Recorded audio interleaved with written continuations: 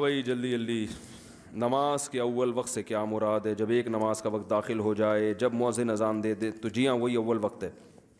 کیا فجر کی نماز صبح قاضی کے وقت ادا کر سکتے ہیں؟ نہیں بھائی، بالکل ادا نہیں کر سکتے، نماز نہیں ہوگی۔ اگر کوئی لڑکی والے نکاح کرتے وقت لڑکی والوں سے جہیز لینا ہے یہ نہیں، یا پھر کتنا لینا ہے یہ طے نہ کریں، اور پھر کچھ مہینوں بعد رخصتی کے وقت یہ دھمکی دیں کہ اگر اتنا جہیز اور یہ چیزیں نہ دیں تو لڑکی رخصت نہیں کر کے دیں گے، اور نہ دیں گے تو طلاق بھی نہیں دیں گے، اس صورت میں عدالت سے خلا لینا جائز ہوگا؟ عدالت کا خلا تو معتبر نہیں ہوگا، البتہ ویسے طلاق مانگ سکتے ہیں لڑکے والوں سے، اور ایسی صورت میں زبردستی بھی طلاق نکلوا سکتے ہیں، تمیز سے نہیں دے رہا تو سمجھ رہے ہیں نا، چترول لگا کے بھی طلاق نکلوائی جا سکتی ہے۔ استاد جی اگر سنت والی نماز میں صرف فرض پڑھ لیے، مثلاً ظہر میں 4 فرض پڑھ لیے اور سنت چھوڑ دی کہ تھوڑی دیر میں پڑھتا ہوں اور عصر کا وقت داخل ہو گیا، تو پھر سنت نہیں پڑھ سکتے بھائی، وقت کے اندر اندر پڑھنی پڑیں گی۔ جو ٹوپیاں استعمال کے قابل نہ رہیں ان کا کیا کرنا چاہیے؟ عام طور پہ لوگ ان کو مقدس اوراق کے ڈبوں میں ڈالتے ہیں۔ او بھائی دیکھو، ٹوپی جو ہے نا آپ کے لباس کا حصہ ہے، یہ جو مسجدوں میں ٹوپیاں رکھنے کا رواج ہے یہ بالکل صحیح نہیں ہے۔ ہر آدمی کا لباس ہے نا، تو پراپر ڈریس میں آنا چاہیے، تو پراپر ڈریس میں شلوار قمیض بھی ہے، ٹوپی بھی ہے، صحیح ہے نا؟ تو وہ بھی اب کبھی ایسا ہوا کہ جی آپ مسجد میں آئے تو کرتے رکھے ہوئے ہیں جی، یا شلواریں رکھی ہوئی ہیں، تو جب کرتے شلوار نہیں ہوتے ٹوپی کا کیا کام ہے مسجد میں؟ ویسے بھی یہ مروت کے خلاف ہے کہ کسی اور کا لباس استعمال کرنا جو آپ کا لگتا بھی کچھ نہیں ہے۔ ہر آدمی کی پسینے کی الگ بدبو ہوتی ہے، ہر آدمی کے ٹنڈ کے نکلنے والے جراثیم الگ ٹائپ کے ہوتے ہیں، ہر آدمی کی جوئیں الگ ہوتی ہیں۔ ایک ہی ٹوپی صبح سے لے کے رات تک مختلف قسم کی کھوپڑیوں سے گھوم گھوم کے آپ کی کھوپڑی میں آئے تو یہ ویسے بھی صفائی کے، ایسی صورت میں تو میں تو ننگے سر پڑھ لیتا ہوں، مسجد کی ٹوپی استعمال نہیں کرتا۔ ٹوپی اپنے پاس رکھو بھائی، ویسے 24 گھنٹے سر ڈھاکو، نہیں تو کم از کم نماز کے وقت جیب میں رکھو اپنی، نہیں ہے تو ایسے ہی پڑھ لو، وہ زیادہ بہتر ہے کسی اور کی ٹوپی پہننے سے۔ یہ جیسے ایک تولیہ 20 آدمی استعمال کر رہے ہوں تو غلط ہے نا، اس کے پسینہ الگ ٹائپ کا ہے، اس کا پسینہ الگ ٹائپ کا ہے، وہ پتہ نہیں کس قسم کا پسینہ نکال رہا ہے، وہ سارے پسینے آپ اپنے منہ پہ لا کے مل رہے ہیں، کتنی غلط بات ہے۔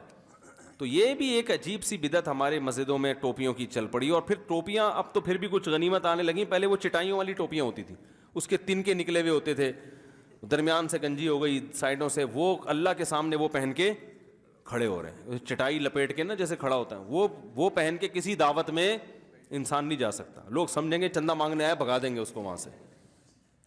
تو اللہ کے سامنے بھی پراپر ڈریس میں انسان کو ہونا چاہیے، سمجھ رہے ہیں؟ اچھا وہ یہ ہو گیا ٹوپی کا مسئلہ۔ مفتی صاحب کسی غیر محرم کو نماز کا یا کسی دینی کام کی ترغیب دینا صحیح ہے؟ یعنی چچی یا بھابھی وغیرہ کو؟ چچی بھابھی تو اپنے گھر کے رشتے ہوتے ہیں، ان کو ترغیب دے سکتے ہیں لیکن پردے میں۔ استاد جی رونگ وے جانا بائک پر کیسا ہے؟ اگر تھوڑی سی دور ہی جانا ہو چلے جائیں یا نہیں؟ کیا یہ گناہ کبیرہ تو نہیں ہے خیر، لیکن ثواب کا کام بھی نہیں ہے، خلاف قانون ہے۔ آج کل تو سنا FIR کٹتی ہے نا، پولیس والے تھوڑے سے رونگ وے پہ بھی آپ کو رائٹ وے پہ لے جائیں گے جیل کی طرف۔ بھائی رونگ وے پہ بڑے حادثات ہم نے دیکھے ہیں، بائک تھوڑی سی بھی رونگ وے پہ آپ چلاتے ہیں نا، ہم نے بڑے حادثات دیکھے ہیں، وہ سامنے والے کو نہیں پتا ہوتا یہ رونگ آ رہا ہے، وہ بھیڑ دیتا ہے، ایسے بہت سارے لوگوں کی ٹانگیں ٹوٹتی ہوئی دیکھی ہیں، موتیں دیکھی ہیں، اس کا خیال کرنا چاہیے انسان کو۔ اگر کسی سے زنا ہو جائے پھر وہ اس سے توبہ کرے لیکن زنا ایک قرض ہے، تو کیا یہ کرنے سے گناہ کے ساتھ وہ قرض بھی معاف ہو جائے؟ زنا قرض نہیں ہے بھائی، جو لوگ کہتے ہیں آپ سے زنا ہوا ہے تو آپ کے گھر میں کسی عورت سے بھی ہوگا، یہ ایسا نہیں ہے، ایسی کوئی بات نہیں ہے، آپ کے گناہ کی سزا اللہ کسی اور کو نہیں دے گا۔ تو زنا بہت بڑا گناہ ہے، بہت بڑا جرم ہے، لیکن اس کی سزا آپ ہی کو ملے گی۔ البتہ ایک بات ہے، جو زنا کرنے والا ہے وہ اس کا یہ راز چھپتا نہیں ہے، فاش ہو جاتا ہے، پتہ چل جاتا ہے لوگوں کو، جب لوگوں کو پتہ چلتا ہے تو اولاد کو بھی پتہ چلتا ہے، جب بیٹے بیٹیوں کو پتہ چلے گا نا تو ان کے دل میں باپ کی عزت بھی ختم اور گناہ کی برائی بھی کم ہو جاتی ہے۔ تو وہ کہتے ہیں ہمارے باپ نے کیا تو ہم نے کیا تو کیا ہو گیا، تو پھر یہ نسلوں میں چلتا ہے، سمجھ رہے ہیں نا؟ اس لیے میں عورتوں سے کہتا ہوں کہ اگر آپ نے اپنے شوہر کو کسی بے حیائی کے کام میں دیکھا بھی ہے تو اللہ کا واسطہ لوگوں میں گن نہ گاؤ، چھپا دو اس کو، میاں سے بند کمرے میں لڑ لو کہ یہ کام نہ۔ بعض میاں انٹرنیٹ پر بیہودہ فلمیں دیکھ رہے ہوتے ہیں، عورت کو پتہ چل جاتا ہے میرا میاں یہ کام کرتا ہے، تو پتہ چل گیا بہت برا کر رہا ہے وہ، اس سے کمرے کے اندر ہی لڑو. بچوں تک یہ بات نہ محلے والوں کو نہ بتاؤ، اپنے ابا کو، اپنی بہنوں کو، اپنے بھائیوں کو مت بتاؤ. میاں بیوی ایک دوسرے کا لباس ہے نا، تو لباس کا کام عیب ظاہر کرنا ہوتا ہے، یہ عیب چھپانا ہوتا ہے. تو میاں بیوی جو پرسنل باتیں ایک دوسرے کی جانتے ہیں وہ تھرڈ پرسن نہیں جانتا. تو وہ اللہ ان کے ایک راز اس لیے تھوڑی مطلع کرتے ہیں کہ دنیا کو بتاؤ، بلکہ اس لیے کہ ایک دوسرے کے راز پہ پردہ ڈالو. تو خود لڑو، چھوڑو نہیں اس کو، ٹھیک ہے نا، لڑو کہ بھائی یہ کیا کر رہے ہو، لیکن دنیا کے سامنے اس کو ذلیل مت کرو. وجہ اس کی یہ ہے کہ عورت نے جب اپنے میاں کی برائی کسی کے سامنے، ایک بندے کے سامنے بھی کر لی نا، تو سمجھ لو کہ یہ راز کھل گیا. اب دوسرا نہیں چھپائے گا اس کو، آپ نے نہیں چھپایا، دوسرا کہاں سے؟ وہ چسکے لے لے کے بیان کرے گا. اس کے بعد آپ کی عزت بھی گئی. لوگ کہیں گے اس کی بیوی، یہ فلاں کی بیوی ہے جو فلاں ایسا ہے، آپ کی عزت گئی. دوسرا، بچوں تک بھی یہ بات پہنچے گی تو بچے بھی اس برائی میں مبتلا ہو سکتے ہیں. وہ کہیں گے جب ہمارا باپ یہ کرتا تھا تو ہم نے کر لیا تو کیا ہے. سمجھ رہے ہیں؟ کیوں باپ کا ایک بڑا احترام ہوتا ہے فطری طور پر. بچوں کے دل میں نا باپ کی اللہ نے عظمت ڈالی ہے، تو بچے بھی بگڑتے ہیں. پھر آپ باپ کو نہیں، اپنے شوہر کو نہیں روگے، بچوں کو روگی بیٹھ کے. کہتے ہیں نا عقل مند عورت وہ ہے جو اپنے شوہر کی برائی پہ پردہ ڈالتی ہے اور ایک شریف آدمی کی بیوی کہلا کے اپنی عزت کرواتی ہے. بے وقوف وہ ہے جو اپنے شوہر کو بدنام کرتی ہے اور پھر ایک برے آدمی کی بیوی کہلا کے اپنے آپ کو بھی بدنام کر دیتی. لوگ کیا کہتے ہیں، عورت کی پہچان تو اس کے شوہر سے ہوتی ہے نا، فلاں کی بیوی. دیکھو انبیاء کرام کی، جو ہمارے نبی کی جو ازواج ہیں، اگر وہ ہمارے نبی کی بیوی نہ بنتی تو ان کی کوئی عزت ہوتی، پہچان ہوتی ہے؟ بھائی وہ ہم مائیں بنتی ہماری. تو عورت کی پہچان میں اس کے شوہر کا بہت بڑا دخل ہوتا ہے. سمجھ رہے کہ نہیں سمجھ رہے؟ تو عورت کو چاہیے اپنے شوہر کی عزت کروائے. میں یہ بھی نہیں کہتا بے لگام چھوڑ دے اس کو، وہ کمرے میں جو مرضی بیٹھ کے کرتا رہے، ایسا نہیں ہو تو بگڑے گا. اور ایسا بگڑتا ہے پھر عورتوں کو، بیوی کو تو لفٹ ہی نہیں کرائے گا. تو چیک کریں اس کا بٹوا بھی چیک کریں. بٹوے تو خیر چیک نہ کریں، موبائل پہ گھسے نہیں اندر ہی، پرائیویسی میں تو دخل اندازی نہیں دینی چاہیے. لیکن جب کسی سے بہت زیادہ ہنس ہنس کے بات کر رہا ہو تو دیکھیں کہ ستار بھائی لکھا ہوا ہے اس نے. تو سوال یہ پیدا ہوتا ہے کہ ستار بھائی سے اتنا ہنس ہنس کے بات آپ کیوں کر رہے تھے؟ ہاں یہ کون ہے، یہ پوچھ رہے ستار بھائی. یعنی سوال یہ پیدا ہوتا ہے، اس طرح سے انکوائری ضرور کریں. سوال یہ پیدا ہوتا ہے، شوہر کو بٹھائیں انکوائری کریں، کہ سوال یہ پیدا ہوتا ہے کہ نہ وہ آپ کا باپ ہے، نہ وہ آپ کا بھائی ہے، نہ وہ آپ کا کوئی بچپن کا دوست ہے. اگر ہوتا تو ہمیں پتا ہوتا، بھائی میاں بیوی کو تو پتا ہوتا ہے ایک دوسرے کے بچپن کے دوست کون ہیں. تو یہ نیا کون ہے جس سے آپ اتنا ہنس ہنس کے اور ایسے گھنٹوں گھنٹوں آپ کا چہرہ ایک دم لال سرخ ہو جاتا ہے؟ تو اس طرح کی چیزیں ہوتی ہیں جس سے پھر وہ شروع میں ہی پکڑ لیا جائے نا تو وہ رک جاتا ہے. اگر یہ اس کو لڑکیوں سے دوستیوں کی عادت پڑ جائے پھر یہ کنٹرول میں نہیں آتا. پھر وہ بیوی کو تو نو لفٹ. وہ جب رنگ برنگی لڑکیاں اس کی، وہ وسیم کے نام سے، ستار کے نام سے سیو کی ہوئی ہیں اس نے. یہ بڑے ہوشیار ہوتے ہیں آج کل. ایک میں نے واقعہ سنایا تھا نا، ایک لڑکی کی کہیں منگنی ہو گئی، وہ اس نے مجھے خود بتایا، وہ منگیتر سے ملنے گئی ہے، وہ سو رہا تھا، اس کی کمبختی آئی ہوئی تھی وہ، تو منگیتر کی بہنوں نے بتایا سو رہا ہے. یہ ہے جائز نہیں ہے، منگیتر سے ملنا حرام ہے، لیکن آج کل چل رہی ہیں دوستیاں. تو اس نے موبائل اٹھا لیا، اس کا موبائل اٹھا کے دیکھا کہ ان کی تو محترم کے ماشاءاللہ معشوقات کی ایک طویل فہرست، ان کی منگیتروں کی طویل فہرست. تو وہ لڑکی تھی پنجاب کی نا، صحت مند قداور ماشاءاللہ. وہیں سے جوتوں سے اٹھا کے اس کی دنا دن دھنائی لگانا شروع کی، کیونکہ یہ اس کو بولتا تھا میں تمہارے لیے آسمان کے تارے توڑ کے لے آؤں گا، تم ہی ہو میری، اور یہ ہو. اس نے تو پورے میسج پڑھ لیا نا ان باکس میں گھس کے. دیکھو نکاح سے پہلے یہ میسج بھی پڑھنے کی میرا خیال ہے گنجائش ہے، کیونکہ جب کسی سے معاملات کر رہے ہو تو دیکھو یہ ہے کیسا، سمجھ رہے ہو نا. کیونکہ معاملے میں تو انکوائری کی جائے گی نا، شادی کرنا کوئی کم معاملہ تو نہیں ہے نا. بھائی کسی کو جب پیسے دے رہے ہو کاروبار کے لیے تو پہلے اس کو آزماؤ تھوڑے پیسے دے کے. تو یہ تجسس جائز ہے، کیونکہ آپ معاملات بغیر پرکھے نہیں کر سکتے. تو منگیتر کے موبائل میں گھسیں، شوہر کے موبائل میں گھسنے کی اجازت نہیں ہے. اب تو کر لی نا شادی، اب تجسس شریعت میں کیا ہے؟ نہ شوہر بیوی کے موبائل میں گھسے، نہ یہ اس کے موبائل میں گھسے. یہ غلط چیز ہے. یہ ایک غیر خاندانی لوگوں کی علامت ہوتی ہے، بلا وجہ خام خامے جو ہے نا ایک دوسرے کی پرائیویسی میں گھس. اچھا گمان رکھو بھائی، یہ بھی اچھا، یہ بھی اچھی، لیکن جب منگنی ہوئی ہے تو اس کو چاہیے تھا گھسے، وہ گھسی تو اس کو اتنے سارے میسج نظر آئے، وہ پتہ نہیں کتنی لڑکیوں کو پٹایا ہوا تھا اس نے.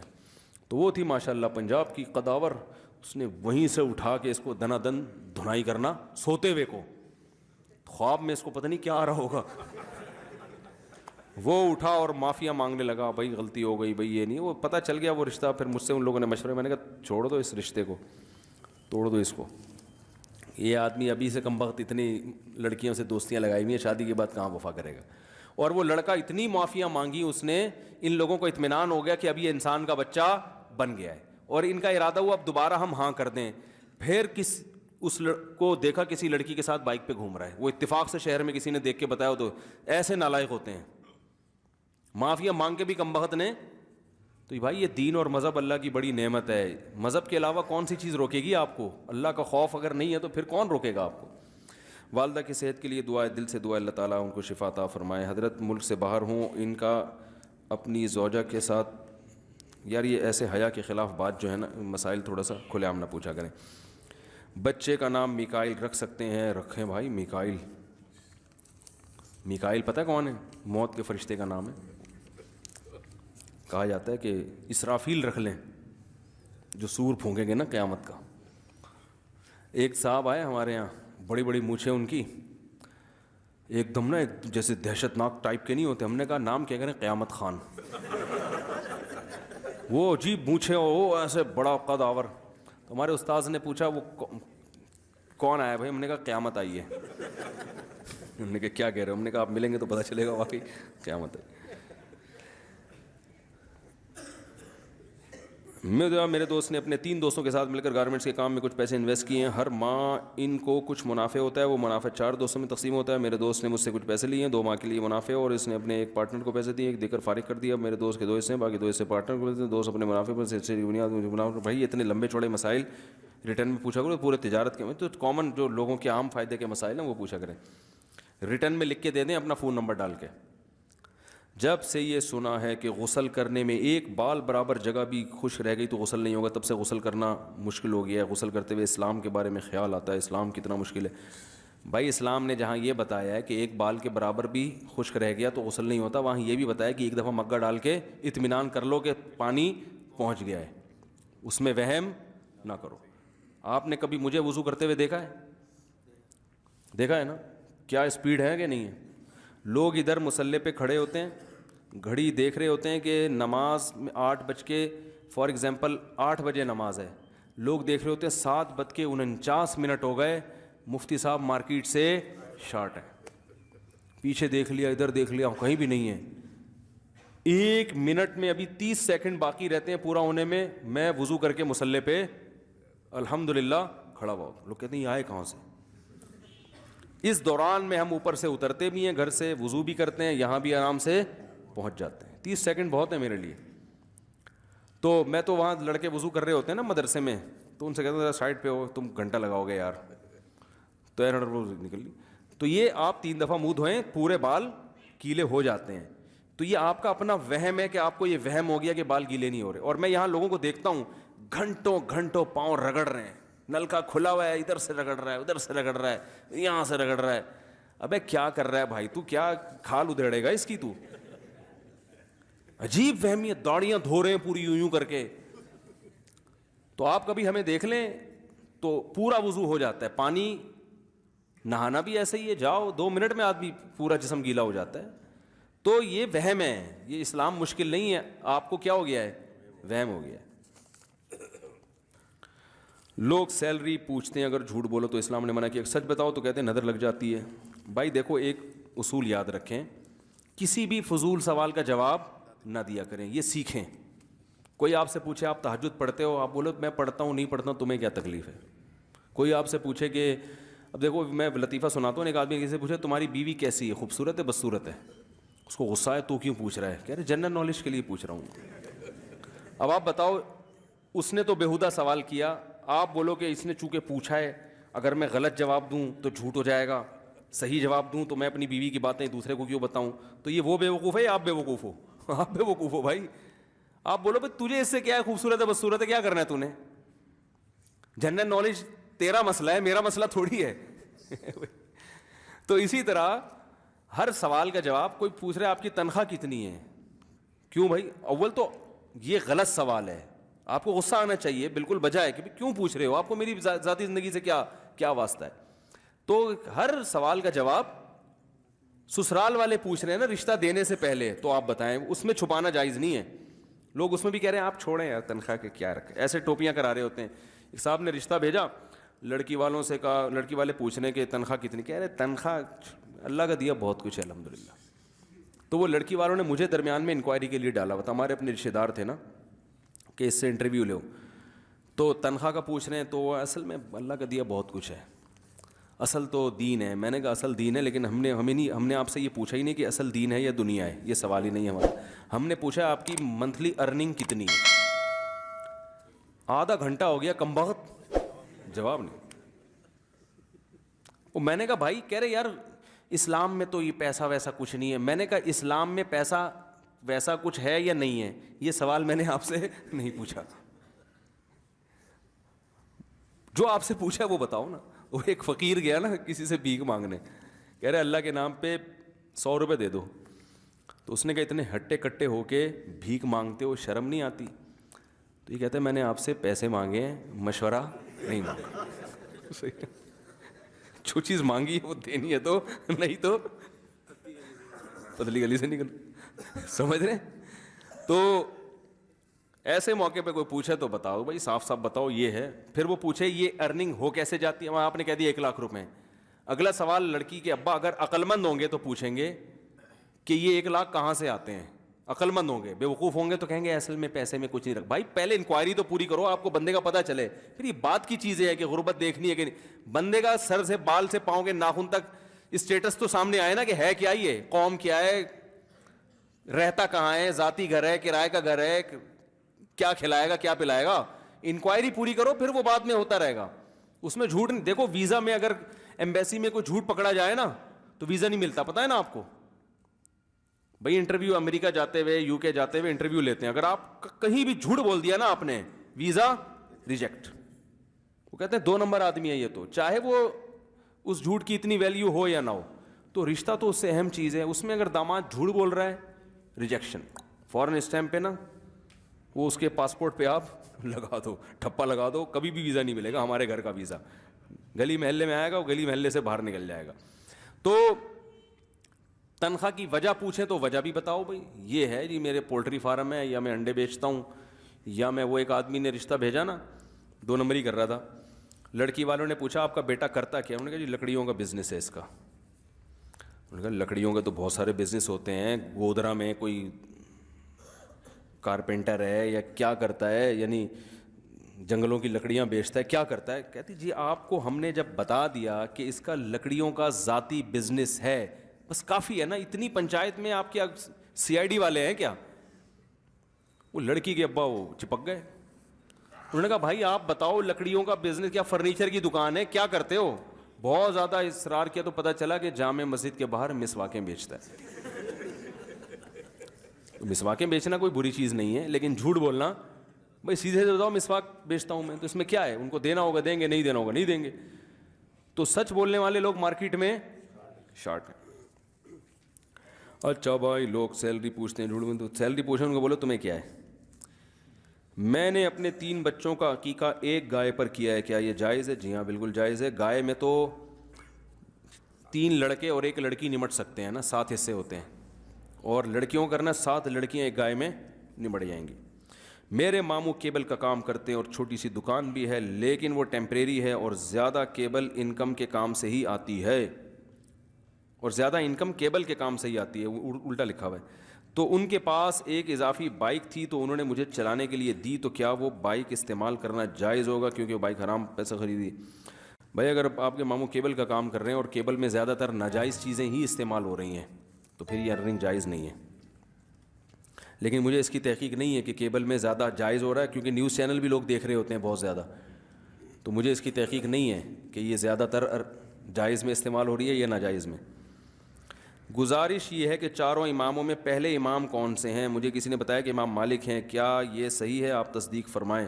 سب سے پہلے امام ابو حنیفہ ہیں، پھر امام مالک ہیں، پھر امام شافعی ہیں، پھر امام احمد ابن حنبل ہیں.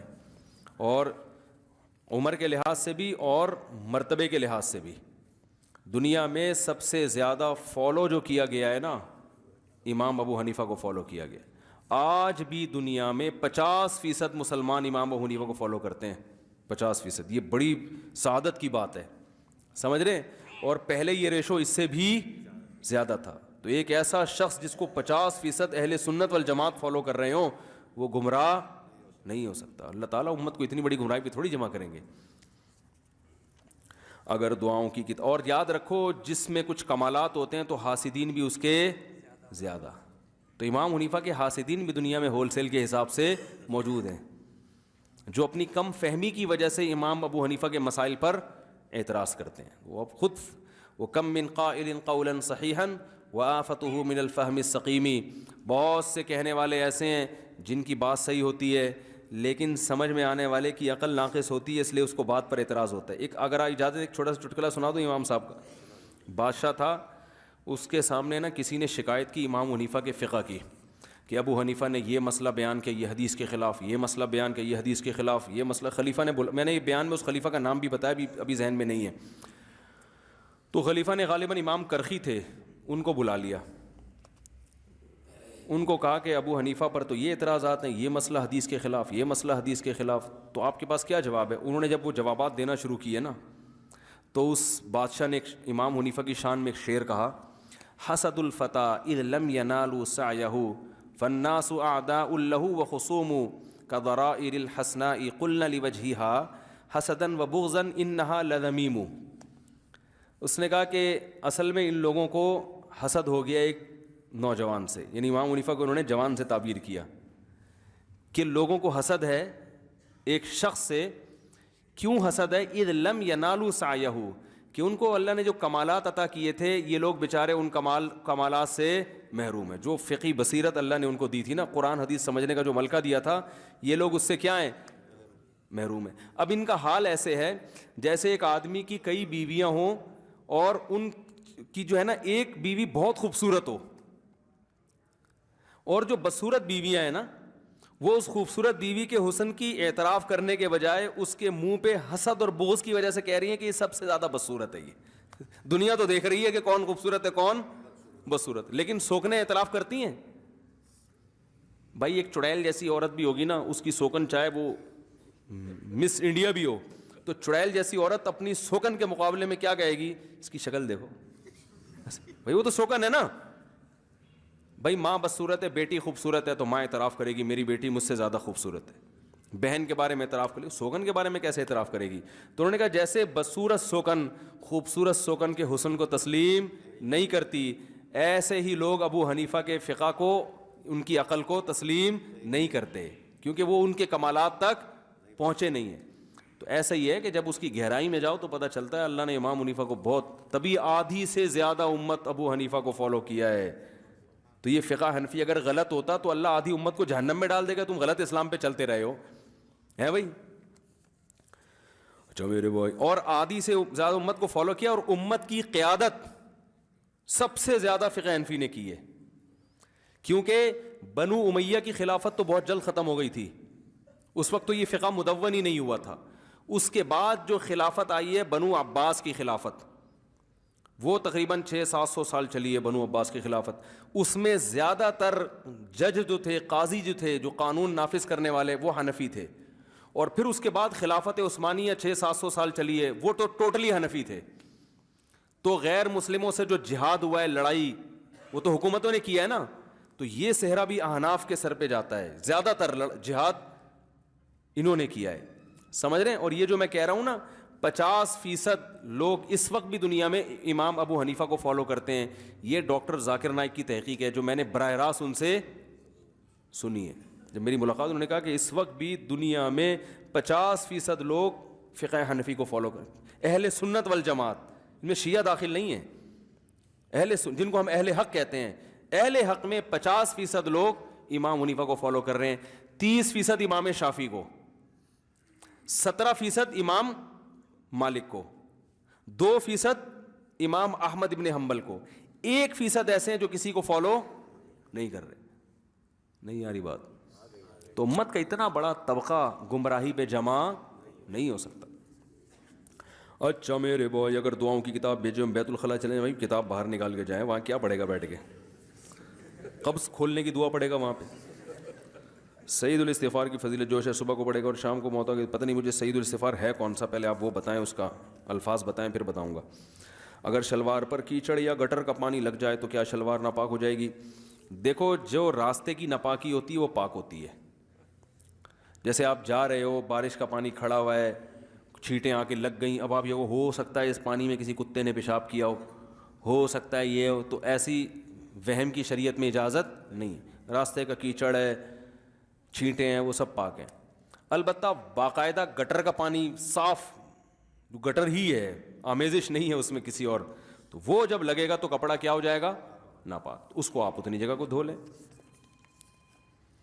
میرے دوست اپنے گھر والوں سے بہت محبت کرتا ہے, اس کی عمر بھی کافی زیادہ ہو گئی ہے, وہ اس وجہ سے شادی نہیں کر رہا کہ اس کو اس کی بیوی لڑنے جھگڑنے والی مل گئی تو اسے اپنے گھر والوں سے دور رہنا پڑے گا.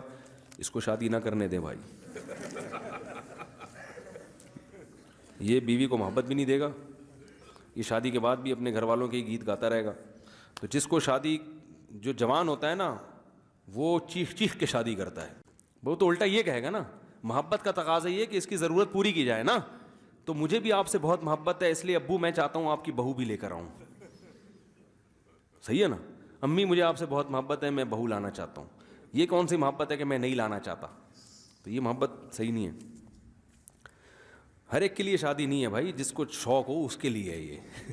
کیونکہ پھر جن کو شوق نہیں ہوتا پھر وہ بیوی کے حقوق نہیں ادا کرتے نا. یہ گن پوائنٹ والا کام تھوڑی ہے کہ فلاں کے مشورے پہ کی ہے. تو بیوی سے محبت کرے, کوئی مشورے پہ محبت کرتا ہے کہ جی آپ سے محبت کرنی ہے, اس کے لیے بھی میں مشورہ لے کے آ رہا ہوں. یہ تو جذبات ہوتے ہیں انسان کے, محبت ہوتی ہے تو کرے گا, نہیں ہوگی تو کسی کے مشورے پہ نہیں کرتا انسان. تو جن کو شوق نہیں ہے وہ نہیں کریں, بالکل بھی اجازت نہیں ہے ان کو. استاد جی کچھ معلوم نہیں ہے کہ قرآنی سجدے کتنے کرنے ہیں, یعنی سجدہ تلاوت کس طرح کرے, لا تعداد باقی ہیں. او بھائی آپ کو غلط ہے, تو اب ایک اندازہ لگا لو کہ اتنے ہوں گے, زیادہ زیادہ 1000 ہوں گے, بہت زیادہ اتنے ہوں گے نا. تو 1000 سجدے کرنے میں کیا جا رہا ہے؟ روزانہ ہر نماز کے ساتھ 2-4, لیکن نمازوں کے بعد مسجد میں سجدے کرنا مکروہ عمل ہے, کیونکہ اس سے لوگ اس کو نماز کا حصہ سمجھیں گے. گھر میں جا کے روزانہ 10 سجدے کر لیا کرو, 1 سال میں ختم ہو جائیں گے انشاءاللہ. بلکہ 1 سال میں 365 دن ہوتے ہیں, 365 کے تو 3000 غریبی ہو جائیں گے وہ. تو روزانہ 10 کر لو, ہو جائیں گے. الگ نہیں ہو سکے تو ساس اور نندوں کا رویہ کیسا ہونا چاہیے؟ جس دن اسرائیل اور فلسطین میں دوستی ہو گئی تو نندوں اور نند کا اپوزٹ کیا ہوتا ہے بھائی؟ اپنی مرضی سے بیٹھے ہو آپ لوگ, میں نے نہیں بٹھایا, جس نے جانا ہے وہ جائے. بیان تو کب سے ختم ہو گیا ہے, اب آپ اپنی مرضی سے بیٹھے ہیں. اب یہ نہیں کہنا صاحب نے اتنا لمبا بیان کھینچ دیا, بیان تو ختم. یہ سوالات کا سیشن تو غریبی ہے, جس نے بیٹھنا ہے بیٹھے, نہیں بیٹھنا جائے وہ. تو یہ جو نندوں اور ساس کا مسئلہ ہے نا, دیکھو آج کل میں صحیح بات آپ کو بتاؤں جو تجزیہ ہے, زبانیں جو ہے نا, زبانیں یہ آگ لگاتی ہیں. اگر یہ ساس بہو اور نندے زبان پہ کنٹرول کر لیں اور اصلاح کرنا سیکھیں, اصلاح طنز. آج جو آیتیں آئی ہیں نا وہ بھی پوری نہیں ہوئی ہیں. حماز مشاء بنمیم, ایسے لوگوں کی اتباع نہ کرو جو طنز کرتے ہیں, تانے دیتے ہیں. مثلاً بہو میں اگر کوئی فالٹ ہے, کھانا نہیں پکانا آتا, خدمت نہیں ہے, تو ساس کو چاہیے اس کو محبت سے بٹھائے, بولے تم بھی میری بیٹیوں کی طرح ہو, ٹھیک ہے نا. اور اس کے میاں کے سامنے اس کی برائی نہ کرے کہ تمہاری بیوی ایسی, اس کو سمجھاتا نہیں ہے تو, اس کو سمجھاتا نہیں ہے تو شرم نہیں آتی, جورو کا غلام بن کے بیٹھ گیا. بولو بھائی اب تم میری بیٹی ہو تو آؤ تھوڑا سا مل جل کے کچھ کر لیتے ہیں. تمہیں پہلے سے کچھ چیزیں آتی ہیں, کچھ میں تمہیں سکھاتی ہوں, اس سے کیا ہوگا بھائی, تمہاری عزت بڑھے گی. تمیز. ڈائریکٹ بات کہاں سے شروع ہوتی ہے؟ طنز. یہ روٹی بنا کے لائیے, پھر الگ سے نا میاں کے اپنے بیٹے کے کان, اس کو تو روٹی پکانی نہیں آتی. خیر اب ہماری قسمت, برائیاں بھی پوری کر لیں اور آخر میں یہ بھی کہ ہم تو اب صبر کر رہے ہیں, ہم کوئی برے لوگ تھوڑی ہیں, میں کوئی طلاق کا مشورہ تھوڑی, قسمت صبر کرتے ہیں بھائی, وہ بھی کسی کی بیٹی ہے. وہ آدمی بھی تلملا جاتا ہے کہ پتہ نہیں ہے میں اس سے محبت کروں گی نہیں کروں گی, کیا ہے, اس کو تو روٹی پکانی نہیں آتی. یہ روٹی ووٹی اتنے بڑے مسائل بھائی. نکاح کا جو اللہ نے بنیادی مقصد بتایا ہے نا, وہ ہے اولاد. اصل وجہ یہ ہے. دوسرے نمبر پر سکون, محبت. یہ روٹی ووٹی یہ دائیں بائیں کی چیزیں ہیں, ٹھیک ہے نا, یہ تو گریبی میں, یہ اصل مقصد نہیں ہے نکاح کا. تبھی مالدار گھرانوں میں تو نوکر ہوتے ہیں نا بھائی, وہ تو روٹی پکواتے ہی نہیں ہیں. غریب آدمی اس لیے پکواتا ہے کہ بھائی میں باہر کے کام کر رہا ہوں تو تم گھر کے کام کر لو. تو روٹی نکاح کا تقاضا نہیں ہے کہ نکاح کے تقاضوں میں سے ایک چیز روٹی بھی ہے. نکاح اس لیے کیا جاتا ہے لتسکنوا الیہا, سکون حاصل ہو انسان کو, وہ دل کی باتیں شیئر کر لے گا, نسل بڑھے گی, اولاد, انسان کو اولاد چاہیے. اور اللہ بھی چاہتے ہیں زمین کو انسانوں سے بھر دیں. فیملی پلاننگ والے تو چاہتے ہیں کہ 2 بچے اچھے, لیکن اللہ چاہتے ہیں کہ اولاد زیادہ ہو. یہ انسانوں کے لیے تو زمین بنائی ہے اللہ نے, رزق ختم نہیں ہوگا, تربیت بھی زیادہ اچھی ہوگی. یہ سب ٹوپی ڈرامے جو فیملی پلاننگ نے سکھائے ہوئے ہیں, یہ تربیت نہیں ہو سکے, یہ سب ڈرامے بازی ہے. تربیت زیادہ اچھی ہوتی ہے جب بہن بھائی زیادہ ہوتے ہیں. کوئی اگر تربیت کرنا چوری بنانا چاہتا ہے تو ایک بچے کو بھی چور بنائے گا, تو پھر ایک بھی چور پیدا ہوگا. تو اگر گھر میں عزت دینا سیکھ لینا, عزت, بہو ساس کا تھوڑا سا احترام سیکھ لے. وہ کہے کہ بھائی اگر اس نے میرے سے غلط لہجے میں بات کر بھی لی تو اس کا مقام کیا ہے, بڑا ہے. تو بڑوں کی آڑی ترچھی برداشت کی جاتی ہے نا. بھائی میرا شوہر قابل احترام تو اس کی ماں تو اور زیادہ قابل احترام ہے. تو کبھی اونچ نیچ ہو بھی گئی تو میں زبان نہ چلاؤں, صبر کر کے سن لوں اور اپنے شوہر کے کان نہ بھروں. ابھی ایک حیدرآباد سے ایک صاحب نے ایک خط مجھے بھیجا, انہوں نے اس میں فون نمبر نہیں لکھا تھا, ورنہ فون کر کے ان کا شکریہ ادا کرتا. انہوں نے عجیب پورا 15 نکات لکھے, جیسے قرارداد ہوتی ہے نا. انہوں نے کہا ہر لڑکی کو شادی سے پہلے یہ پرچہ پکڑا دینا چاہیے, اس میں ساس کے بارے میں 5 ٹیکنیکل پوائنٹ, 5 نہیں سوری 15 یا 20, کہ ساس ان چیزوں کو برداشت نہیں کرتی تو ان میں تھوڑا سا کمپرومائز کر لو ساس کے ساتھ. وہ بڑی خاندانی باتیں لکھی ہیں. میرا ارادہ تھا میں پڑھ کے سناؤں گا یہاں پہ, لیکن پھر میں نے کہا یہ تو کسی کی بہویں نہیں ہیں جو یہاں بیٹھی ہوئی ہیں, تو سارے داماد ہی ہوں گے یا سسر ہوں گے. تو یہ تو خواتین کو سنانے کی ہے جن بچیوں کی شادیاں ہو رہی ہوں. اس میں بڑے پیارے پوائنٹ لکھے تھے کہ ساس اگر کبھی ڈانٹے فوراً رونا نہ شروع کر دو, اس سے اس کے دل میں اور نفرت پیدا ہوتی ہے کہ اس نے ذرا سی بات کو رائی کو پہاڑ بنا لی. اس کے دل میں آ جائے گا اب یہ ہے ہی 2 نمبر. بعض عورتیں کیا کرتی ہیں شوہر کے سامنے ذرا رو کے, کیونکہ دلیل نہیں ہوتی تو رو کے انسان اپنے مطالبے منواتا ہے. بھائی جب آپ کے پاس دلیل نہیں ہوتی نا تو رونا بہترین ہتھیار ہے. آدمی کو تو رونا آتا نہیں ہے ایسے موقع پہ, خواتین کو رونا کوئی مسئلہ ان کے لیے نہیں ہے. ذرا سی بات ہے وہ اپنے میاں کو رو کے بتاتی ہے آج میرے ساتھ یہ ہوا, آپ کی ماں نے مجھے غیرت کا تانا دیا کہ تم نے روٹی جلا دی ہے, تمہارے تو ماں باپ نے تمہیں روٹی پکانا نہیں سکھائی, اور آنسو. پھر آخر میں کہیں گی خیر اب آپ کی ماں ہیں میں بھی احترام کرتی ہوں. اس کے دل میں تو آگ لگا دی نا, میری نئی آنے والی دلہن کو میری ماں نے رلا دیا. تو شروع میں 1-2 سال تک تھوڑا سا صبر و تحمل سے کام لے لو. بھائی یہ بڑے ہیں, ڈانٹ بھی دیتے ہیں, ٹھیک ہے نا. میاں کو بھی چاہیے جو مکھنچو ہے تم صحیح ہے نا, تم بھی بیگم کو بول دو کہ اچھا ٹھیک ہے میں اماں. تھوڑا سیاست سے صحیح کھرے نہیں چلتے رشتے. ٹوپیاں شوپیاں ادھر گھمائی, اس کے آنسو پوچھے سینے سے لگایا, بیگم دو خود بھی بہا لو آنسو, ہائے بہت برا ہوا تمہارے سے. اچھا ادھر امی کو جا کے سمجھایا اماں ٹھیک ہے میں اس کے میں کچھ رات تو میں نے اس کو لگ کے چماٹ مارا ہے, ٹھیک ہے. رو رہی تھی, اس کو نہیں بتاؤ رو رہی تھی, اس کو بولو بس یہ میرے سے شکایت, میں تو آپ کو پتہ ہے میں تو واسرہ ہی نہیں کرتا. اماں بڑی خوش ہوگی, بولے کہ واہ میرا بیٹا تو چنگیز خان کی اولاد میں ہے ماشاء اللہ. تو اس طرح ٹیکنیکل طریقے سے یہ بات خوب یاد رکھو, ماں کے سامنے اگر بیوی کی طرف کی سائڈ لی نا تو ماں کے دل پہ آرے چلتے ہیں, اور چلنے بھی چاہیے. ایک دفعہ میں نے بیان کیا تھا کہ ماں کے سامنے بیوی سے ریزرو رہا کرو, زیادہ فری نہ کراؤ اس کو ماں کے سامنے. اس کو بولو اماں جب بڑے بیٹھے ہیں تو یہ بڑے ہی سب کچھ ہیں, بند کمرے میں آپ میری بیوی ہو, یہاں سب کچھ ہماری اماں ہی ہیں, سب کچھ ہم نے توجہ ان کو دینی ہے. اس پہ بعض خواتین نے بڑے نیگیٹو کمنٹس کیے کہ یہ تو ہے ہی عورتوں کے خلاف, اس کو تو یہی آتا ہے, یہ تو ہر وقت ممبر پہ. او بھائی میں جس کی سائڈ لے رہا ہوں وہ بھی تو عورت ہی ہے نا, وہ ساس بھی تو عورت ہے. دیکھو ماں اپنے بچے کو ساری زندگی پالتی ہے, جب بیٹے کی شادی ہوتی ہے نا تو ماں کے دل پہ چاہے وہ کتنی خوش ہو, لیکن نیچرل ہے کہ اس کو پتہ ہے میری محبت وہ ڈیوائیڈ ہو رہی ہے. وہ شروع میں نوٹ کرتی ہے کہ میرا بچہ شادی کے بعد بدلا تو نہیں ہے, چاہے وہ شروع میں آپ کو لفٹ نہ کراتی ہو, یعنی شادی سے پہلے لفٹ نہ کرا, شادی کے بعد لازمی محسوس کرتی ہے. اور ان ابتدائی دنوں میں بیٹے کو چاہیے وہ ماں کو یہ باور کرائے کہ بیوی آنے کے بعد میرا آپ سے محبت والا تعلق میں بال برابر بھی فرق نہیں آیا ہے، تو اس کے لیے یہ کرنا پڑے گا. وہیں بیٹھے ہوئے نا ماں کے سامنے بیگم کو لقمہ بنا بنا کے کھلا رہا ہے. بیگم تم آئیے. ماں بولتی ہے مجھے تو زندگی میں کبھی لقمے نہیں کھلایا. ایک صاحب نے مجھے کہا میری شادی ہوئی ہے، میں پھل فروٹ لے کر آتا ہوں اور چپکے سے چھپڑ میں کمرے میں میری ماں دیکھ لیتی ہے تو بڑا غصہ کرتی ہے، تو حضرت اب میری بیوی ہے میں اس کو کھلا بھی نہیں سکتا. میں نے کہا آپ اپنی بیگم کو کھلائیں، کس نے منع کیا ہے؟ تو ماں بولے گی ہمارے لیے تو کبھی نہیں آیا. تو یہ تو ماں کی تکلیف بالکل بجا ہے. میں نے کہا بیوی کو نہ سمجھ میں آیا نا یہ تکلیف تو اس سے بولنا جب تو ماں بنے گی اور تیرا بیٹا یہ کرے گا نا تو پھر دیکھیں تیرے دل پہ کیسے آرے چلتے ہیں. ماں سے مقدس رشتہ خدا کی قسم اللہ نے کوئی پیدا کیا نہیں ہے. اتنی محبت تھوڑے دن کی تھوڑی ہے، ساری زندگی کھلا کھلا کے تھک گئی، اب وہ کیسے برداشت کرے گی؟ تو اس میں تھوڑا سیاست سے، ہم یہ نہیں کہہ رہے بیوی کو محبت نہ دو بھائی، سیاست یہ ہے کہ ماں کے سامنے بیوی کے سائڈ نہ لو، ختم ہو گئی. اس میں ادھر زیادہ محبت کی باتیں جو خاندانی لوگ ہوتے ہیں وہ یہی کرتے ہیں، بھائی ادھر بیٹھو تمیز سے، تمہاری اماں میری ماں بیٹھی ہوئی ہے بس صحیح ہے، آرام سے ادھر بیٹھو. جی امی کیا آپ بتائیں کیا پکے گا؟ وہ بیگم کہہ رہی ہے آج یہ پکے گا، ماں کہہ رہی ہے پکے گا. بھائی ماں جو کہیں گی وہ پکے گا گھر میں. یہ کیسے ہو سکتا ہے؟ ابھی تم نہیں آئی ہو جو تم کہہ رہی ہو وہ پکے گا. اب عورتیں کیا کہتی ہیں ہماری تو اس گھر میں کوئی عزت ہی نہیں ہے، میری مرضی سے تو کچھ پک بھی نہیں سکتا.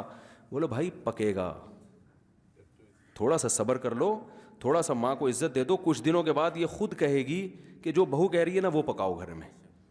بڑوں کا اللہ نے دل دیا ہوتا ہے، وہ کبھی نہیں چاہتی. یہ چند سیاسی غلطیاں ہو رہی ہوتی ہیں شروع میں، جس کی وجہ سے معاملہ ایسی تلواریں نکلتی ہیں نا. پھر فلسطین اسرائیل کے مسئلے کو انسان بھول جاتا ہے.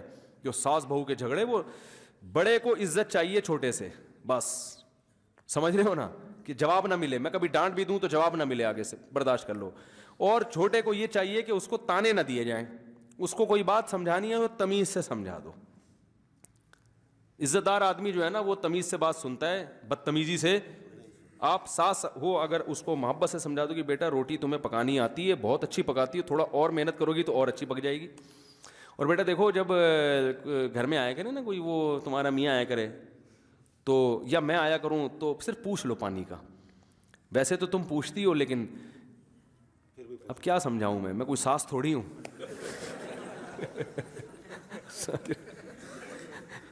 دیکھو ایک واقعہ سناتا ہوں، اس سے بات سمجھ میں آئے گی. ہمارے استاذ نے، ہمارے بڑوں نے بڑی ہماری تربیت کی ہے. وہ ہوئی ہے نہیں ہوئی یہ تو اللہ ہی جانتے، لیکن کوشش انہوں نے کی ہے. اور اللہ کا شکر ہے جب ہمیں ڈانٹ ڈپٹ کرتے تھے ہم ان کے خلاف باتیں نہیں کرتے تھے، سنتے تھے بیٹھ کے، اور یہی چیز سیکھنی ہے. تو ہمارے استاذ نے ایک دفعہ مجھے کہا کہ چائے بنا کے لاؤ.